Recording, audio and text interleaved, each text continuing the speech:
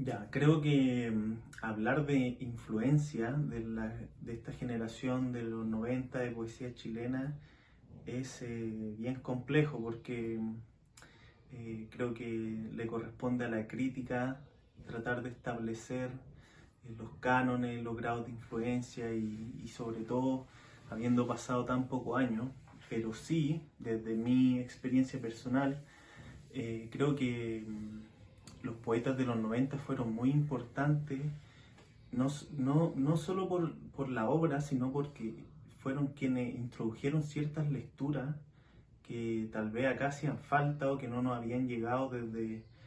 la poesía chilena anterior, porque la poesía chilena anterior, los grandes nombres de la poesía chilena son figuras ya demasiado canonizadas, ¿no? Entonces, por ejemplo, desde mi experiencia, yo llegué a nombres de la poesía anglosajona como Carlos Williams, como eh,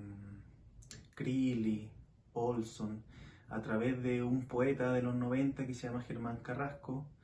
que en ese sentido creo que fue muy importante, y también todos sus compañeros de generaciones, Yanko González,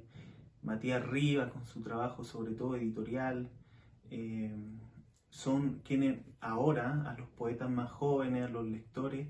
de alguna manera introdujeron ciertos nombres que no estaban.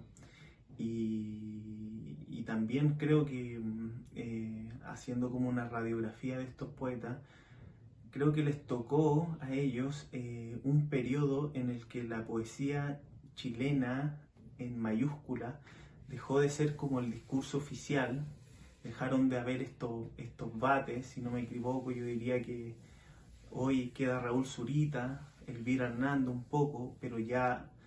se dejó de haber el gran Nicanor Parra, Enrique Lines, todos estos grandes nombres de la poesía chilena.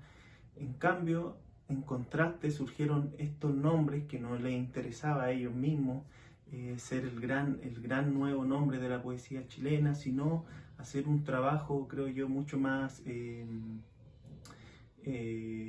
mucho quitado de esa relevancia que tuvo la poesía chilena anterior, y es algo que se ve en su obra, porque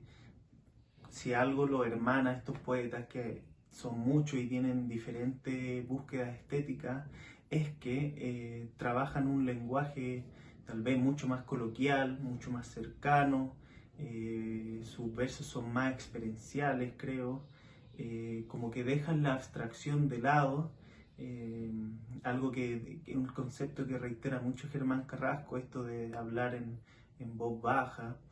es algo que se ve en muchos de esos poetas, y es algo que en los poetas jóvenes de hoy se ve también, pues se ve esa influencia, a pesar de que tal vez ellos no se dicen,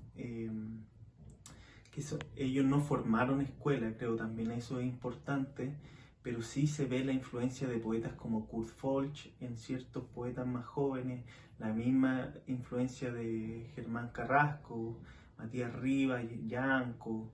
eh, y eso, creo que fueron una generación bisagra como de la muerte de la gran poesía chilena, y es como una poesía que se diversificó,